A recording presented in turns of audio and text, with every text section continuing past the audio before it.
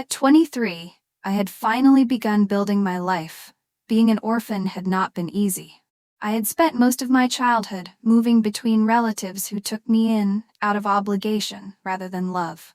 Some treated me kindly, offering a roof over my head and food to eat, but others made it clear that I was a burden. I had learned from a young age to be independent, to rely on myself, and to never expect too much from people. Despite the challenges, I had managed to complete my university education. The moment I received my degree, I felt a sense of freedom I had never known before. Now, I had secured a job in the marketing department of a well-known fashion brand. It was a dream come true.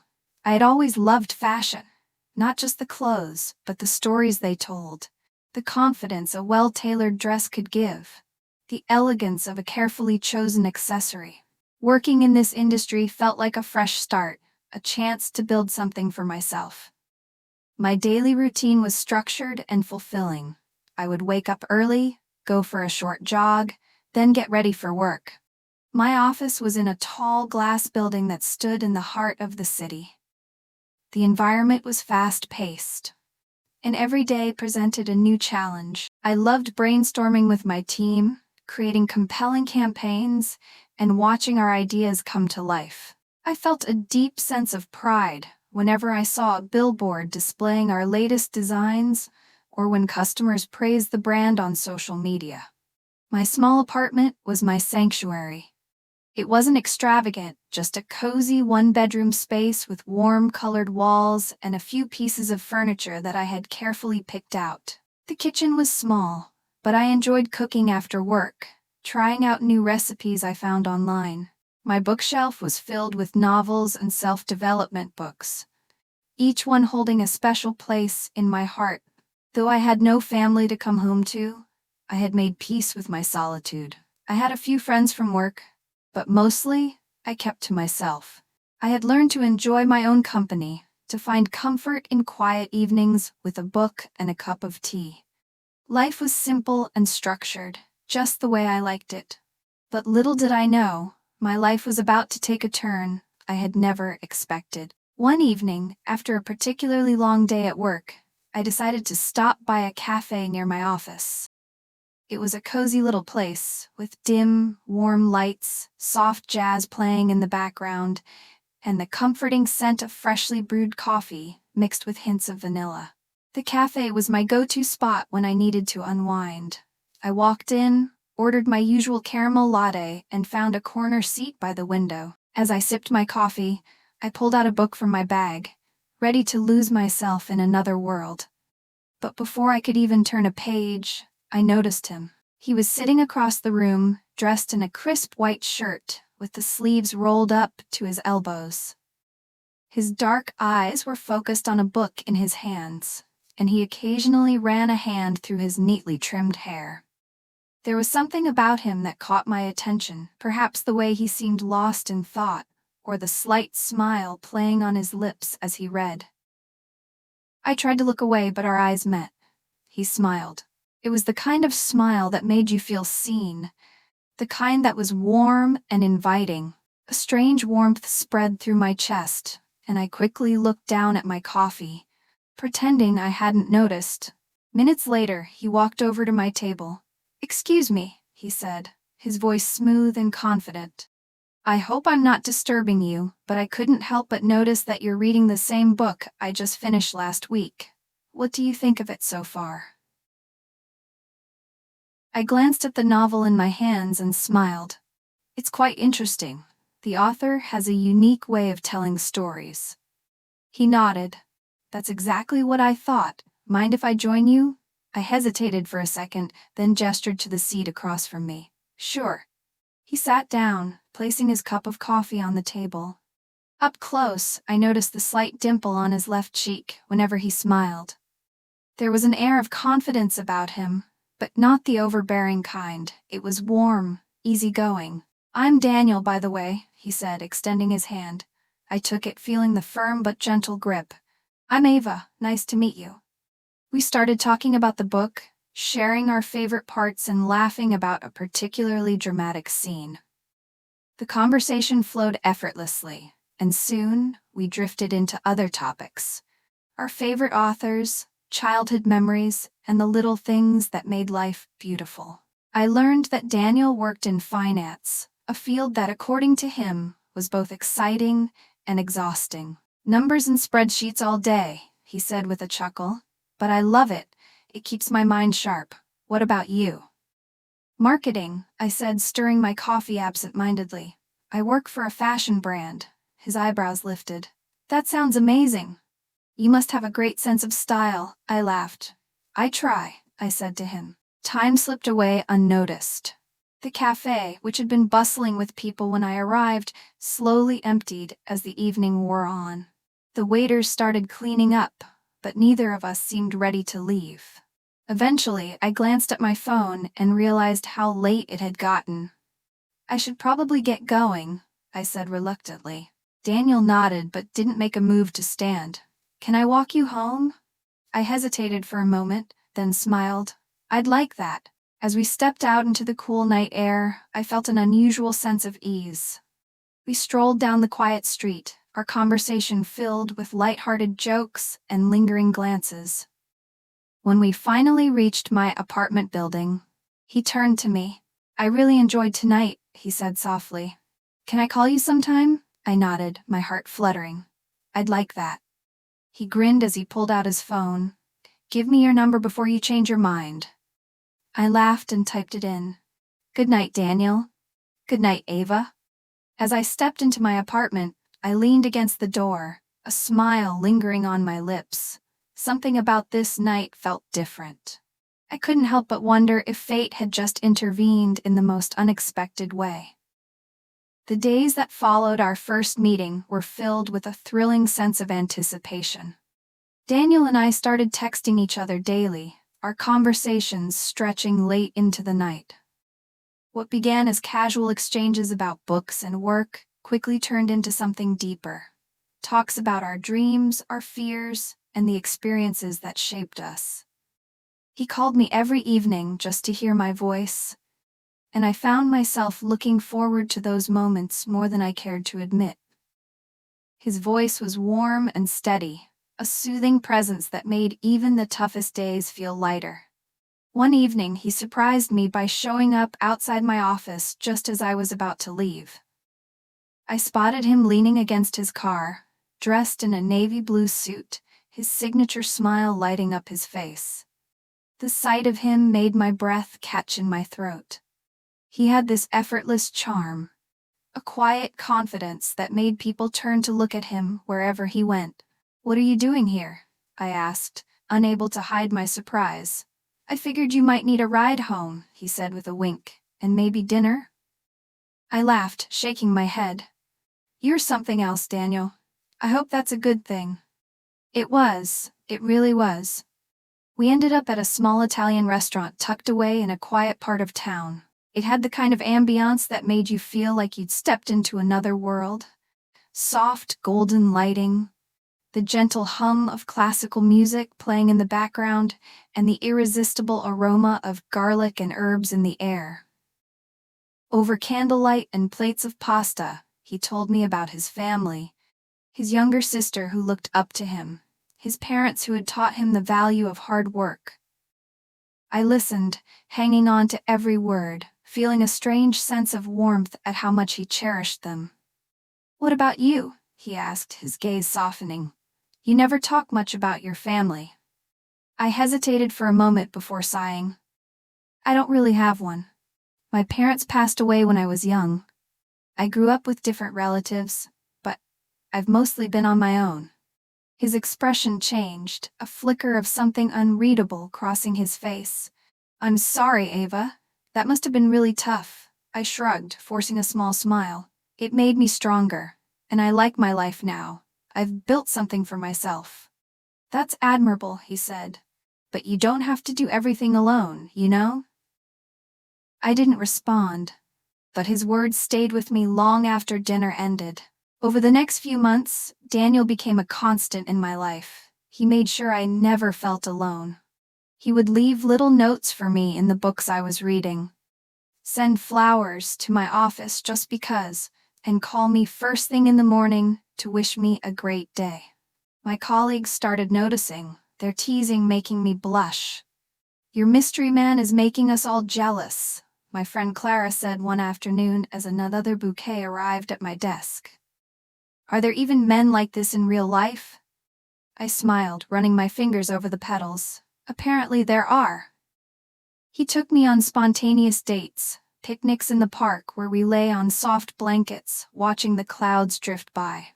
Even boat rides on the lake where he held my hand the entire time, and movie nights where we laughed until our stomachs hurt.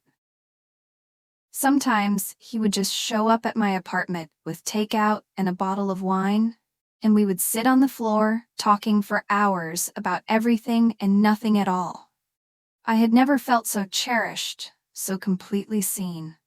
One night, after a long evening stroll, he held my hand and stopped under the dim glow of a street lamp. The world around us was quiet, the distant hum of the city, a gentle backdrop to the moment. "Ava," he said, his voice barely above a whisper. "I know we've only known each other for a few months, but I can't imagine my life without you in it. Will you be my girlfriend?" My heart pounded in my chest as I looked into his eyes. The sincerity, the quiet intensity, they left me breathless. "Yes, Daniel," I whispered back. "I'd love to." He let out a relieved laugh before pulling me into his arms, holding me as if I was the most precious thing in the world. I could feel his heartbeat against mine, steady and sure, and at that moment, I believed I was truly safe with him. From that day forward, our relationship only grew stronger. Late-night calls became our routine, whispering sweet nothings and sharing our thoughts as if the world outside didn't exist. He left handwritten letters on my doorstep, filled with words that made my heart ache in the best way possible. Sometimes he would leave surprise gifts, my favorite chocolates, a book I had mentioned in passing, or a playlist of songs that reminded him of me. When he was away on business trips, he would send voice notes of him reading poetry, his deep voice wrapping around the words like a warm embrace. "So you don't miss me too much," he'd say with a chuckle, but I knew he missed me just as much as I missed him. There was something effortless about us, something that felt like it was always meant to be. Every moment with Daniel felt like a dream, one I never wanted to wake up from. That night, as I lay in bed, replaying the moment over and over in my head, I realized something. I was falling in love. The months that followed were some of the happiest of my life. Daniel and I became inseparable, our relationship blossoming in ways I had never imagined possible. Every moment with him felt magical, as though I had stepped into a fairy tale where love was easy, beautiful, and limitless. Our late-night calls turned into long, unhurried conversations about life, our dreams, and the kind of future we envisioned. He would call me just to hear my voice before bed, his deep, soothing tones sending me into peaceful slumber. When we were apart, he would leave voice messages filled with laughter and tenderness, making sure I never felt alone. Daniel had a way of making ordinary days feel extraordinary. On random afternoons, he would show up at my workplace with coffee and pastries, just to brighten my day. My colleagues watched in admiration, some in envy, whispering about how lucky I was to have a man who adored me so openly. "You've got us all raising our standards, Ava," Clara teased one afternoon as another bouquet arrived at my desk, its fragrance filling the air. I laughed, shaking my head as I ran my fingers over the delicate petals. "He's really something, isn't he? Something? He's a dream. You better hold on to that one." And I knew I would. Daniel made me feel cherished in ways I had never known. He wasn't just romantic, he was thoughtful. He noticed the small things. How I liked my tea just right. How I got lost in books when I was stressed. How I loved the smell of the first rain of the season. And he always found ways to show me he cared. On weekends, we would escape the city and drive out to quiet, scenic places. One of our favorite spots was a secluded beach a few hours away, where we would spend hours walking barefoot on the sand, watching the waves roll in and out. He would pull me close, wrapping his arms around me from behind, resting his chin on my shoulder as he whispered, I wish time could stop, just for us. There were nights we lay on the hood of his car, staring up at the stars, his fingers intertwined with mine. Do you ever wonder if the universe conspired to bring us together? He asked one evening, his eyes reflecting the endless sky above us. I turned to look at him, my heart swelling. If it did, then I'm forever grateful.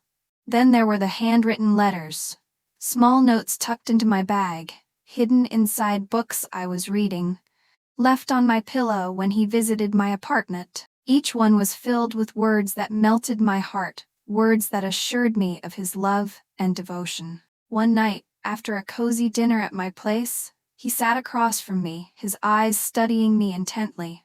The warm glow of the candles flickered between us, casting shadows that danced on the walls. "Ava," he said, reaching for my hand. "I don't think I've ever felt this way about anyone before. You've become a part of me, my thoughts, my dreams, my happiness. I don't want to imagine my life without you." My breath caught in my throat, my heart pounding as I watched the sincerity in his eyes. "You don't have to imagine it," I whispered. "I'm not going anywhere." A slow, breathtaking smile spread across his face before he took me into his arms, giving a deep hug filled with unspoken promises.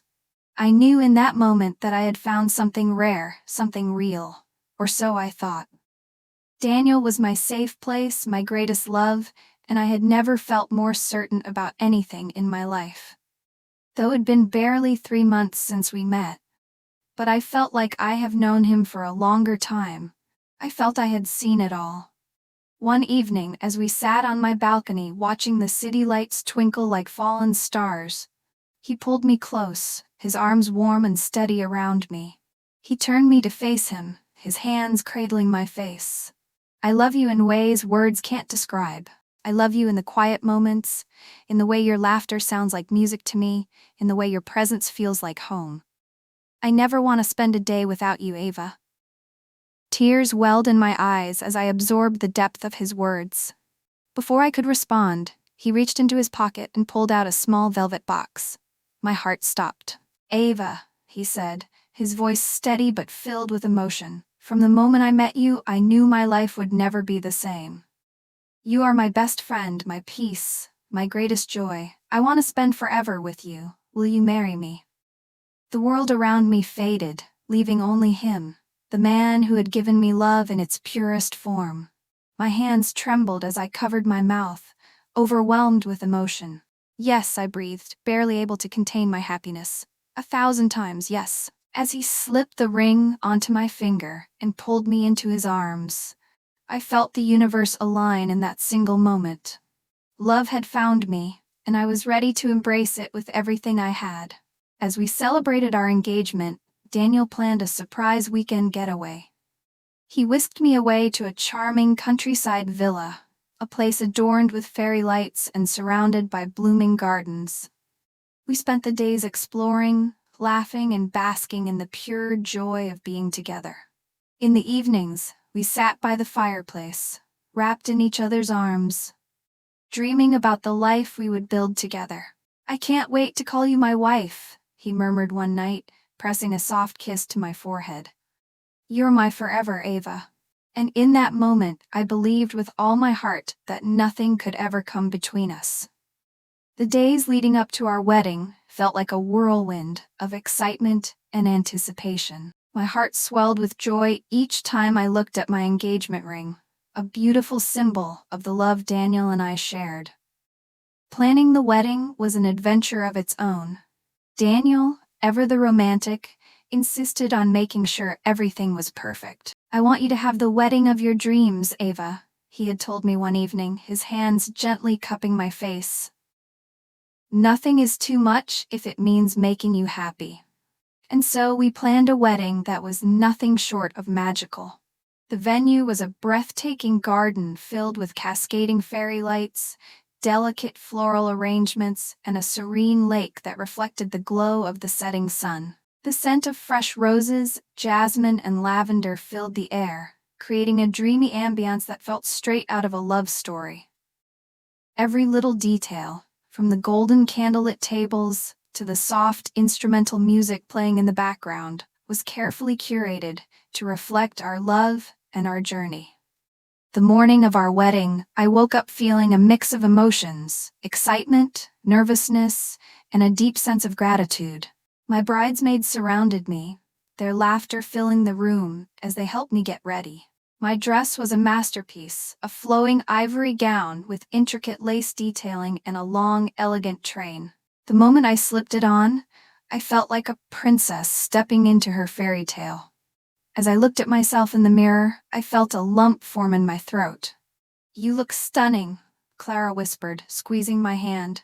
"Daniel is gonna lose his mind when he sees you." My makeup was done to perfection, soft, radiant, and elegant. My hair was styled in cascading waves, pinned delicately with pearls that shimmered under the light. When it was finally time, my heart pounded as I stepped onto the aisle, my arm linked with my uncle's. As I walked towards Daniel, who stood at the altar looking more handsome than ever in his tailored black tuxedo, tears welled in my eyes. His gaze never left mine, filled with so much love that I felt like the luckiest woman alive. The ceremony was intimate and deeply emotional.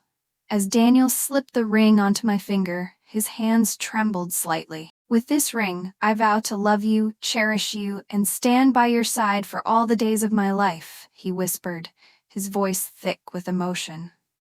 I could barely hold back my tears as I placed his ring on his finger.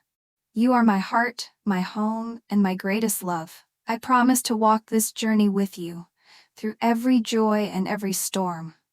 We danced under the stars, surrounded by our closest friends and family. The speeches were heartfelt, the food exquisite, and the joy contagious. At one point, Daniel took my hand and led me away from the crowd, down to the edge of the lake, where lanterns floated across the water, casting a golden glow. The hum of the music reached us, blending perfectly with the sound of the rippling water. "Mrs. Carter," he murmured, pulling me close, his forehead resting against mine. His voice was filled with pride, love, and unshakable devotion. I smiled, the name feeling perfect on my lips. "Mr. Carter." He brushed a strand of hair from my face, his eyes twinkling with happiness. "Are you ready for forever?" "With you? Always," I replied. That night, as we drove off to our honeymoon destination, my heart felt full in a way I had never known before. I had married the man of my dreams, and I was ready to begin this new chapter of our lives, believing with all my heart that our love would only grow stronger with time. Our honeymoon was nothing short of magical. Daniel had planned a surprise trip to Santorini, a place I had always dreamt of visiting. We spent our days exploring the charming whitewashed streets, dining by the sea, and watching breathtaking sunsets that painted the sky in hues of orange and pink. Every morning, I woke up to the sound of the waves crashing against the shore, wrapped in Daniel's arms, feeling like I was living in a dream. Returning from our honeymoon felt like stepping into a new world, a world where I was no longer just Ava, but Ava Carter, a wife, a partner, and someone's forever. The transition into married life was both exhilarating and surreal. Our apartment, which Daniel had picked out for us before the wedding, was the perfect blend of modern elegance and cozy warmth. It was a beautiful penthouse with large windows that allowed the morning sunlight to seep in, bathing the rooms in golden hues. The open-plan design made everything feel connected, and every corner held a touch of our love. Our framed wedding pictures, scented candles Daniel had insisted I pick out, and the soft, plush throws we curled up in during movie nights. Waking up beside Daniel every morning was a new kind of joy. No longer did we have to say goodbye after late-night calls or steal moments of intimacy in between work and responsibilities. Now, he was mine to hold and cherish every day. Mornings started with gentle kisses, the scent of freshly brewed coffee filling the air as we sat together, talking about everything and nothing. Sometimes we cooked breakfast together, laughing over burnt toast or playfully smearing flour on each other's faces. The love between us only deepened. and I found myself falling for him more and more with each passing day. Daniel's career was thriving. He was making great strides in his company, taking on leadership roles and expanding his influence in his industry. I, too, was settling into my career, passionate about my work and excited for the future. We were a power couple, two individuals deeply in love, yet fiercely ambitious and supportive of each other's dreams. Despite our busy schedules, we always made time for each other. Daniel continued with his grand gestures, showing up at my office with a bouquet of roses, leaving love notes in unexpected places, and surprising me with candlelit dinners on random weeknights. It wasn't just the grand gestures that made my heart melt. It was the little things, the way he pulled me closer in his sleep, the way his eyes softened when he looked at me, the way he always made me feel like I was the most precious thing in his world. Our first year of marriage was filled with adventure. We traveled to different places, made memories, and created traditions of our own. Sunday mornings were reserved for breakfast in bed, Friday nights for movie marathons, and Wednesday evenings for long walks in the park. Everything felt perfect, like a beautiful symphony playing in harmony. Then life took an unexpected turn. At first, I thought it was exhaustion. But when the feeling persisted over the next few days, I decided to take a pregnancy test. My hands trembled as I waited for the results, my heart pounding in anticipation. And then, two bold lines appeared. I was pregnant, tears welled in my eyes, a mixture of overwhelming joy and nervous excitement. I placed a hand on my stomach, unable to believe that a tiny life was growing inside me. A baby, a part of me and Daniel, a symbol of our love. That evening, I planned a surprise for Daniel. I set up a romantic dinner with soft music playing in the background, lit candles flickering across the dining table.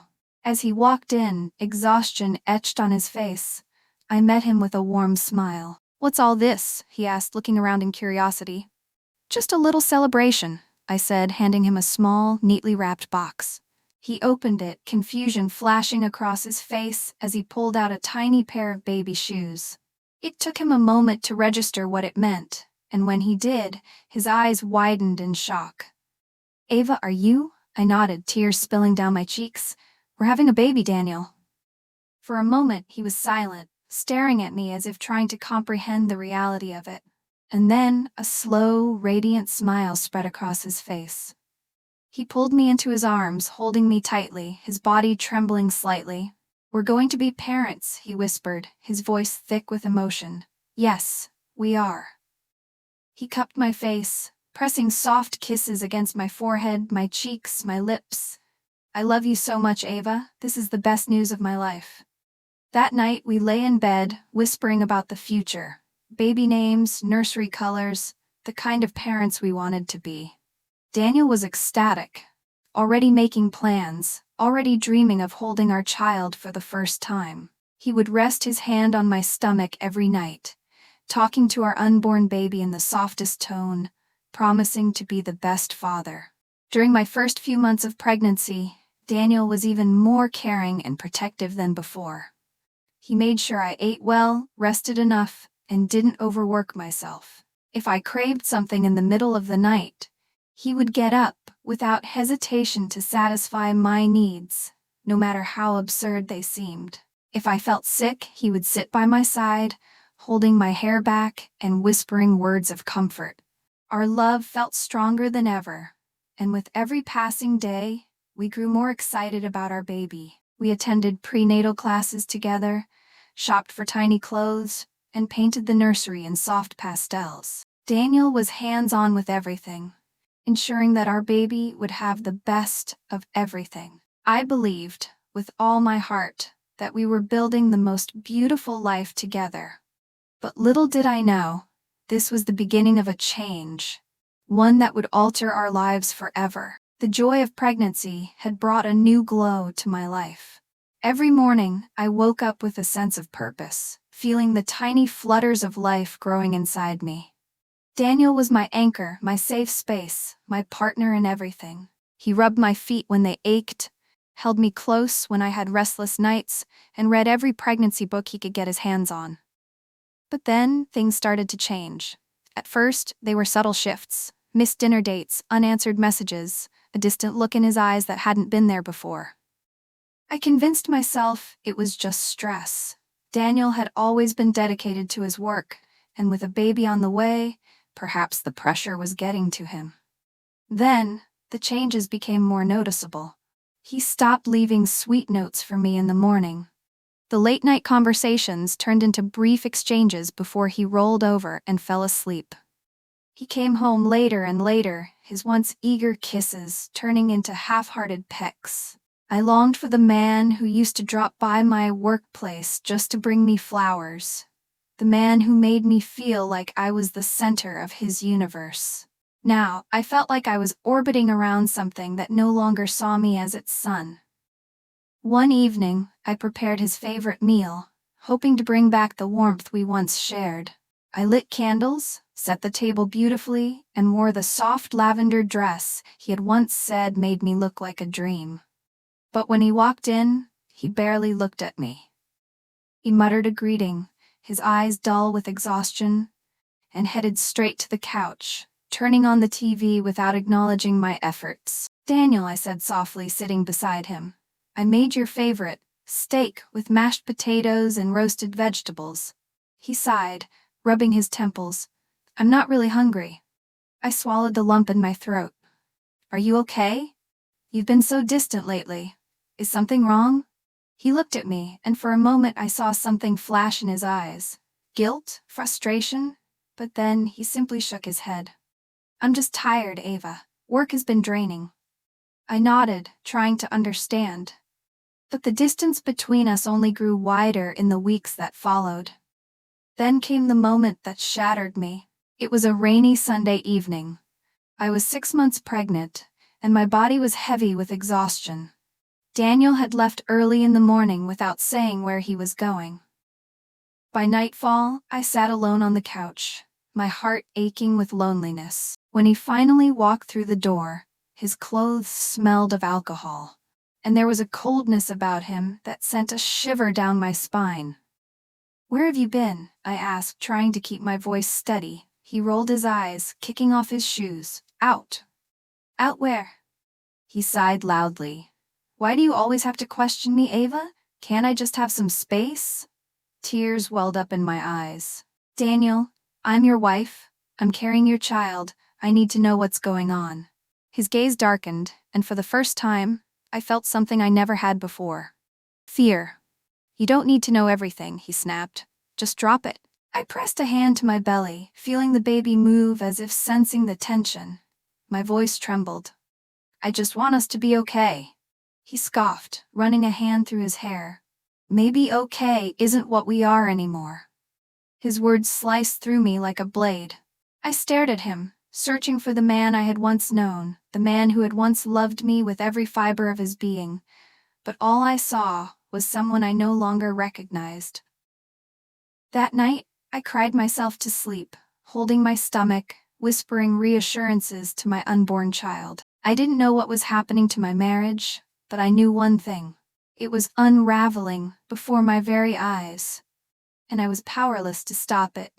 Life was supposed to get even better. Our baby was growing, and so was our love, or so I thought. At first, Daniel was the best husband. He took care of me, helped with everything, and made me feel special. He held my hand when I felt sick, brought me food when I had cravings, and told me I was beautiful even when I didn't feel like it. But then, something changed. It started with little things: missed calls, late nights at work, and moments when he seemed lost in thought. I told myself he was just tired. Work was stressful. Maybe he was nervous about becoming a father. I tried to understand, and hoped he would be himself again. But he didn't. One night I made his favorite meal, grilled salmon with mashed potatoes. I wanted to surprise him, to remind him we were a team. He came home late, his shirt wrinkled, and I could smell alcohol on his breath. "Hey, you're late," I said with a smile. "I made dinner. Come eat." He barely looked at me. "I'm not hungry. I ate at work." My heart sank. He had never refused a meal I made before. Daniel, is something wrong? You don't talk to me much anymore. He sighed and rubbed his forehead. Ava, I'm just tired. Can we not do this tonight? The way he brushed me off hurt more than I wanted to admit, but I nodded, forcing a smile. Okay. This kept happening. The man who once made me feel like the most important person in the world now barely noticed me. The sweet surprises stopped. No more late-night talks, no more hugs. He missed doctor's appointments, always saying he was busy. I told myself it was just a phase, that things would get better. Then one night, everything got worse. I fell asleep on the couch, waiting for him to come home. It was almost midnight when I heard the door open. Sleepy, I sat up and saw him stumbling in, barely able to walk straight. Daniel, were you drinking? I asked, worried. He scoffed. So what if I was? Are you my mother now? I frowned and stood up. No, I'm your wife. I'm worried about you. This isn't like you. His eyes turned cold. Maybe you don't know me as well as you think you do. His words felt like a slap. My heart pounded. Daniel, please, talk to me. What's wrong? But he didn't. He just walked past me and slammed the bedroom door, leaving me alone in the dark. That night, I curled up on the couch, silent tears running down my face. Something was wrong, and I didn't know how to fix it. The days passed, and things did not get better. Daniel became even more distant. He left for work early and came home late. Some nights, he didn't come home at all. If I asked where he had been, he would snap at me or ignore me completely. I felt like I was living with a stranger. At first, I kept trying to fix things. I made his favorite meals. I dressed up, hoping he would notice me. I sent him sweet messages during the day, but he rarely replied. When he did, his answers were short, cold. I missed the man who once held my hands like I was the most precious thing in the world. The man who would kiss my forehead and whisper, "I love you." The man who planned surprise dates and sent flowers to my workplace. That man was gone. One evening, I sat on the couch, rubbing my swollen belly. The baby kicked, and I smiled. Daniel, come feel the baby move. He was on his phone, scrolling through something I couldn't see. He didn't even look up. Not now, Ava, he muttered. I swallowed hard. Daniel, please, I need you. I feel alone. He let out a sigh, then stood up. I have things to do. With that, he grabbed his jacket and walked out the door. Tears burned my eyes, but I refused to let them fall. I had cried too much already. Weeks passed. The silence between us grew louder. He no longer asked about the baby or how I was feeling. He barely touched me. The love we once shared had faded into something painful and empty. Then, the first sign of something worse appeared. One night, I accidentally spilled a glass of water on the dining table while clearing up after dinner. I'm sorry, I said quickly, reaching for a towel. Daniel's reaction was instant. He slammed his fist on the table, making me jump. Can't you be more careful? You're always messing things up. I froze, staring at him. His eyes were filled with frustration, something I'd never seen before. Daniel, it was just water, I whispered. He scoffed and walked away, leaving me trembling. After that night, his temper became worse. Little things set him off. If I asked him too many questions, he snapped. If the house wasn't as clean as he wanted, he sighed in annoyance. If I asked for help, he ignored me. One evening, I was too exhausted to cook. My back ached and my feet were swollen. I asked him if we could order food instead. His expression darkened. You stay home all day. What do you even do? His words cut deep. I wanted to remind him that growing a baby was exhausting. I was walking on eggshells around my own husband. And deep down, I feared things would only get worse. The days turned into weeks, and the tension in our home grew thicker. The man I once loved, the man who had once adored me, was now a stranger who carried nothing but coldness and resentment in his eyes. I kept telling myself it was just a phase. That the stress of losing his job was weighing him down. That things would get better once our baby arrived. But deep down, I knew I was only lying to myself. One night, As I lay in bed, feeling the soft movements of our child within me, Daniel stumbled into the room. His shirt was wrinkled, and he reeked of alcohol. "You're still awake?" he muttered, pulling off his shoes carelessly. I hesitated before answering. "I was waiting for you. It's late," he scoffed. "So what? You're not my mother." His words stung, but I swallowed my pain. "I just worry about you, Daniel. You've changed. You barely talk to me anymore." He ran a hand over his face and let out a bitter laugh. "Maybe because I have nothing to say. Maybe because I have a useless wife who does nothing but sit around all day." Tears welled in my eyes, but I refused to let them fall. I wasn't going to let him see me break. "Daniel, I need you," I whispered. "We are about to have a baby. I can't do this alone." He turned to face me, his expression hard and unreadable. "Then don't." And with that, he turned off the lights and climbed into bed, his back facing me. That night, I cried silently, feeling the weight of loneliness crush me from within. I couldn't keep pretending. I couldn't keep hoping for a man who no longer cared. The reality was clear. Our love was gone, and I was trapped in a marriage that was slowly suffocating me. The question now was, how much more could I endure before I finally broke? The night Daniel first raised his hand against me, I knew there was no going back. It was a simple argument. Something about the laundry not being done the way he liked. I had tried to explain, tried to stay calm, but he was already too angry to listen. Before I could step away, his palm struck my cheek, the sharp sting leaving me breathless. I staggered back, my hand flying to my face in shock. He didn't apologize. He didn't even look guilty. Instead, he just turned and walked away, muttering something under his breath. That night, as I lay in bed with silent tears rolling down my bruised cheek, I knew I had to leave. Not just for myself, but for my child. The days that followed were filled with fear. Daniel's temper worsened and so did his actions. The slaps turned into shoves, the shoves into bruises. The verbal abuse became relentless, chipping away at the last pieces of confidence I had left. I lived every moment on edge, never knowing what would set him off next. I reached out to his mother, hoping she could talk to him, make him see reason. But her words only shattered my last bit of hope. "You will have to learn to live with it," she said coldly. "I went through the same with his father. That's just how men are. You need to be patient." Patient? How could I be patient when my own husband treated me like I was nothing? That was the moment I realized no one was going to save me. I had to save myself. One evening, when Daniel left the house in one of his usual fits of anger, I knew it was time. I had already hidden away some money over the past few weeks, stuffing it inside an old makeup bag. I had packed a small bag with clothes for myself and the baby, just enough to get us through a few days. With my heart pounding, I lifted my son into my arms. He was only a few months old, too young to understand what was happening. With one last glance at the house that had become my prison, I stepped out into the night. I had no clear plan, no idea where I would go. But one thing was certain. I was never coming back. The cold night air bit at my skin as I walked down the quiet streets, clutching my son tightly against my chest.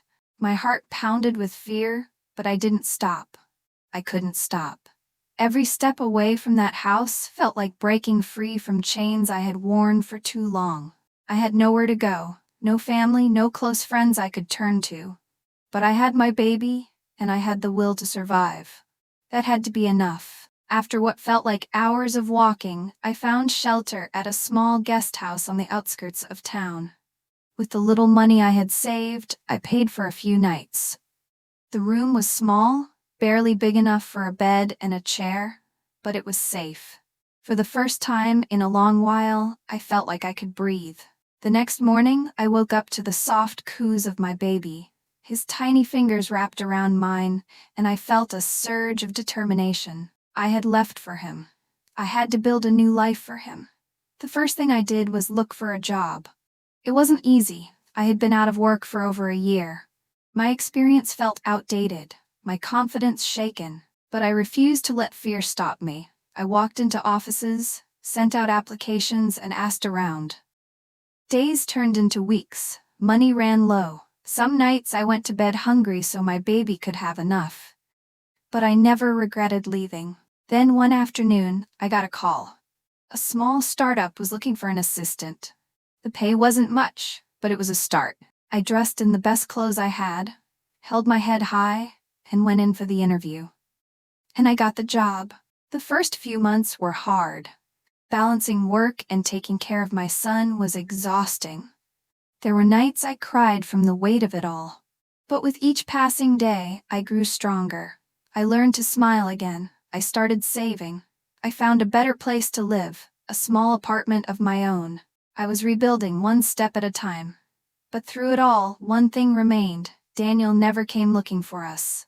Not once. At first, it hurt. I had hoped, even after everything, that he would at least care enough to search for his child.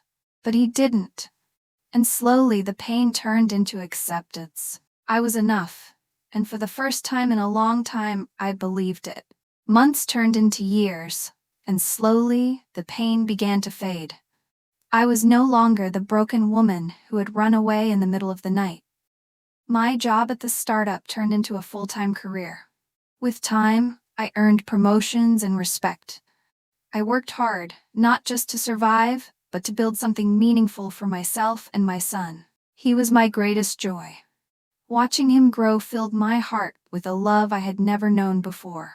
His laughter brightened my days. His small hands in mine reminded me why I had chosen to walk away from a life that no longer served me. But healing wasn't just about moving forward. It was about facing the past. For a long time, I avoided thinking about Daniel. I told myself he didn't matter, but the truth was the scars he left behind ran deep. One evening, after putting my son to sleep, I sat alone with my thoughts. I remembered the love I once had for Daniel, the dreams we built together, and the way it had all crumbled. I allowed myself to feel the hurt, not to drown in it, but to release it. And then I forgave him, not because he deserved it, but because I did. Forgiveness wasn't about letting him back into my life, it was about freeing myself from the bitterness. From that moment on, I stopped waiting for an apology. I stopped wondering if he would ever come looking for us. I stopped questioning whether he ever truly loved me. But deep down, in the quiet of the night, when the world felt still, the doubt lingered. Had he ever really loved me? Or had I only been a chapter in his life that he had long since forgotten? I would never know. And maybe I had to learn to live with that. I hope you all enjoyed this story. Remember, love should feel safe, warm, and constant. Real love doesn't make you doubt your worth. Healing takes time, but every step forward is a step toward the peace and happiness you deserve. You are stronger than you think, and you are worthy of a love that stays. If you enjoyed this story, don't forget to like, comment, and subscribe.